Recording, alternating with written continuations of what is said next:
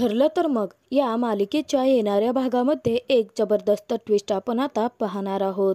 प्रियाने जबरदस्त प्लॅनिंग करत पूर्णाजीचे सायलीच्या विरोधात कान भरून कॉन्ट्रॅक्ट मॅरेजचं सत्य काढण्यासाठी आता कुसुमताईला सुभेदारांच्या घरी बोलावलेलं असतं। तर कुसुमताई आता सुभेदारांच्या घरी येताच सायलीने अर्जुनवरच्या प्रेमाची कबुली कुसुमताई समोर सुद्धा दिलेली असते। तर ऐनवेळी आता कुसुमताई अर्जुन आणि सायलीच्या प्रेमाची साथ देत प्रियाचा प्लॅन पूर्णपणे चकनाचूर करत सुभेदारांसमोर एक गूढ सत्य उलगडणार असते। तर आता प्रिया पूर्णाजीचे सायलीच्या विरोधात कान कसे भरणार व त्यानंतर कुसुमताईला सुभेदारांच्या घरी येण्यास भाग कसं पाडणार व कुसुमताई जेव्हा सुभेदारांच्या घरी येणार त्यानंतर ऐनवेळी आता बाजी पलटून कुसुमताई अर्जुन सायलीची साथ कशी काय देणार आणि आता अर्जुन आणि सायलीच्या एकमेकांवरच्या प्रेमाची कबुली दिल्यानंतर कुसुमताई त्यांच्या नात्याची ती साथ निभावणार का व त्यांचं प्रेम मान्य करणार की नाकारणार हे आपण या व्हिडिओमध्ये पाहणार आहोत। तर व्हिडिओ शेवटपर्यंत नक्की बघा। तर इकडे आता कॉन्ट्रॅक्ट मॅरेजचा विषय ताणून धरत प्रियाने सुभेदारांच्या घरात मोठा तमाशाच मांडलेला असतो। तरी देखील सायली न डगमगता अर्जुनवरच्या प्रेमाची कबुली देते आणि अर्जुनला वाटत असतं की जसं त्याच्या मनात फिलिंग्स निर्माण झाले आहेत सायलीबाबत त्याच फिलिंग्स सायलीच्या मनात निर्माण झाल्या असतील का याची अर्जुनला खूप भीती वाटत असते व स्वतःच्या मनातील भावना तिथे अर्जुनने चैतन्यसमोर कबूलही केलेले असतात। परंतु अर्जुनला एक भीती मनात वाटत असते की जर सायलीला हे सर्व काही चुकीचं वाटलं आणि ती त्याच्या आयुष्यातून निघून गेली तर तो तिच्याशिवाय जगूच शकणार नाही। परंतु जेव्हा अर्जुन सुभेदारांच्या घरामध्ये आलेला असतो त्याच वेळेस सायलीने देवी आईसमोर शपथ घेत अर्जुनवरच्या प्रेमाची कबुली दिलेली असते आणि अर्जुनला हे रिअलाइज झालेलं असतं की नक्कीच मिसेस सायलीसुद्धा त्याच्या प्रेमात पडले आहे। तर अर्जुनला आता सायलीकडूनही ग्रीन सिग्नल मिळालेला असतो। तर प्रिया तिथे चांगलीच तोंडावरती पडलेली असते। परंतु गप्प बसेल ती प्रिया कसली। पूर्णाजी प्रियाला सांगत असते की त्या सायलीने देवीसमोर शपथ घेतली आहे, अर्जुनवरचं प्रेम तिने कबूल केलं आहे आणि त्यांचं लग्न खरं आहे असं सुद्धा तिने सांगितलं आहे। याचा अर्थ काय समजायचा तन्वी?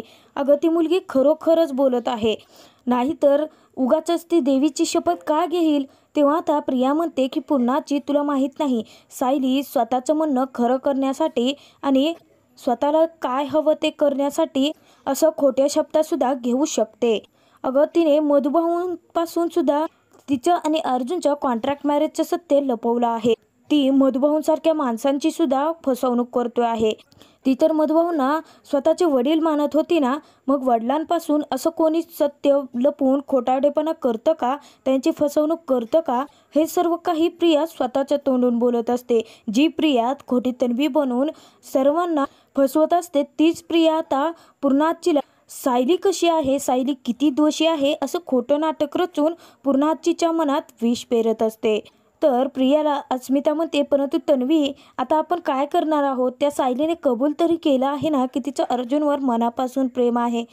तेव्हा प्रिया म्हणते की आता हे सर्व काही सत्य एकतर चैतन्य नाही तर ती कुसुमताईच आपल्याला सांगू शकते। तर इकडे आता सायलीने देवीसमोर शपथ घेऊन अर्जुनवरच्या प्रेमाची कबुली दिलेली असते।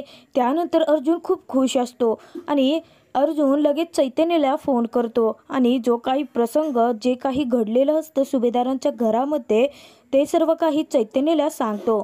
तेव्हा चैतन्य खूप खुश होतो आणि तो चैतन्य आता अर्जुनला कानमंत्र देत म्हणायला लागतो की अर्जुन अरे तू कसली वाट बघतोयस? आत्ताच्या आत्ता जरी तू सायलीला प्रपोज केलं ना तरी सुद्धा ती होकार देईल तुला। अरे तिने देवीची शपथ घेऊन तुझ्यावरच्या प्रेमाची कबुली दिली आहे आणि सायली कशी मुलगी आहे आपल्याला चांगलं माहिती आहे ना। सायली निदान देवासमोर तरी कधी खोटं नाही बोलणार। म्हणजे ज्या फिलिंग्स तुझ्या मनात आहेत त्याच फिलिंग्स सायलीच्या सुद्धा मनात आहे। नक्कीच सायली सुद्धा तुझ्या प्रेमात पडली आहे। तर अर्जुन आता खूप खुश असतो। अर्जुन एकटाच आता रूममध्ये नाचत असतो, हे सर्व काही सेलिब्रेट करत असतो आणि अर्जुन आता वेगवेगळी स्वप्नसुद्धा रंगवायला लागलेला असतो। तर त्यानंतर अर्जुन आता सायली तिची असणारी उशी घेतो आणि तिच्याशी गप्पा मारत म्हणायला लागतो की तुम्ही सुद्धा माझ्या प्रेमात पडलात आहात ना मिसेस सायली, परंतु आता मी जास्त वेळ तुम्हाला वाट पाहायला नाही लावणार। मी लवकरात लवकर तुम्हाला प्रपोज करेन आणि या कॉन्ट्रॅक्ट मॅरेजचे रूपांतर हे सर्व काही आहे ना ते 7 जन्मात एका क्षणात बदलून जाईल असं म्हणून अर्जुन आता खूप खुश झालेला असतो. तर तिकडे प्रियाने ऑलरेडी पूर्णाची समोर कुसुमताईच्या नावाचा बॉम्ब फोडून पूर्ण प्रकरण अजून जास्तच वाढवून ठेवलेलं असतं. तर लगेच अस्मिता पूर्णाजीला म्हणते की हो अगं पूर्णाजी, मला एक गोष्ट आठवते आहे की जेव्हा कुसुमताईला कळलं होतं ना की सायली प्रेग्नेंट आहे, तेव्हा ती कुसुमताई ना रागारागाने इथे आली होती आपल्या घरी आणि त्यानंतर ती सायलीच्या रूममध्ये तिला एकटीलाच घेऊन गेली आणि त्या दोघींमध्ये बहुतेक खूप वाद झाले होते त्यावेळेस. मग जर त्या लोकांचं लग्न खरं आहे आणि सायली प्रेग्नेंट आहे हे कळल्यानंतर कुसुमताईला सायलीसोबत वाद घालायची काय गरज होती. म्हणजे तन्वी म्हणते तसंच हे सर्व काही आपल्यापासून लपवलं गेलं आहे आणि चैतन्याने सुद्धा या सगळ्या प्रकरणामध्ये आपल्या अर्जुनची साथ निभावली आहे. आपला अर्जुन स्वतःहूनच त्या सायलीला या घरात आणून तुझ्या आपल्या घरातल्या सर्वांच्या भावनांशी खेळतोय. पूर्णाजी, हे लवकरात लवकर सत्य बाहेर पडायला हवं आहे, नाहीतर ती सायली आता आपल्या घरात ठाण मांडून बसेल आणि सुभेदारांच्या प्रॉपर्टीला असा काही विळखा घालेल की ती इथून पुढे निघून नाही जाऊ शकणार. पूर्णाजी आता क्षणाचाही विचार न करता अस्मिताला सांगते की आत्ताच्या आत्ता कुसुमताईला तू आपल्या घरी बोलावून घे. त्यावरती आता प्रिया जाम खुश झालेली असते, कारण प्रियाला ऑलरेडी काहीही करून सायलीला सुभेदारांच्या घरातून हाकलून द्यायचं असतं आणि त्यानंतर ती अर्जुन आणि तिच्या लग्नाची स्वप्न रंगवत असते. तर इकडे आता पूर्णाजीने स्वतःहून कुसुमताईला फोन केलेला असतो, तेव्हा कुसुमताई जरा घाबरतेच. तर कुसुमताईला पूर्णाजी म्हणते की मला आत्ताच्या आत्ता खूप महत्त्वाचं तुझ्याशी बोलायचं आहे, तू सुभेदारांच्या घरी ये. तेव्हा आता कुसुमताई आधीचीच घाबरलेली असते आणि कुसुमताई कशाचाही विचार न करता लगेचच सायलीला फोन करते आणि सायलीला सांगते पूर्णाजीनं बोलवल्याचं. त्यावरती सायलीसुद्धा घाबरते आणि सायली कुसुमताईला म्हणायला लागते की कुसुमताई, आमच्या घरात ना इथे खूप मोठे वाद झाले आहेत. म्हणजे हे खरं तर खूप सारे गैरसमज आहेत जे प्रियाने पूर्णाजीच्या मनामध्ये भरवले आहेत. प्रियाला कसं कळलं माहीत नाही, परंतु प्रियाला आमच्या कॉन्ट्रॅक्ट मॅरेजबद्दलचं सत्य समजलं आहे कुसुमताई. तेव्हा कुसुमताईला मोठा धक्काच बसतो. तर कुसुमताई म्हणते ती प्रिया किती आगाऊ मुलगी आहे हे आपल्याला चांगलंच माहिती आहे, कुठून ना कुठून तरी तिने माहिती काढलीच असेल. सायली, आता तुम्हा दोघांनाही जरा तिथे जपूनच राहावं लागेल, नाहीतर ती प्रिया डावा साधून कधी नाही ते पूर्णाजीचे सुभेदारांचे कान भरेल आणि त्यानंतर तुला त्यांच्या घरातून हाकलवून देईल. आधीच्याच त्या प्रियाचा तुझ्यावरती खूप राग आहे सायली, तेव्हा तू सांभाळून राहा. तर पुढे आता सायली म्हणायला लागते की कुसुमताई, मला तुला खूप महत्त्वाचं सांगायचं आहे. खरं तर हे सर्व काही मी मधुभाऊंना सुद्धा सांगितलं आणि विचारलं होतं.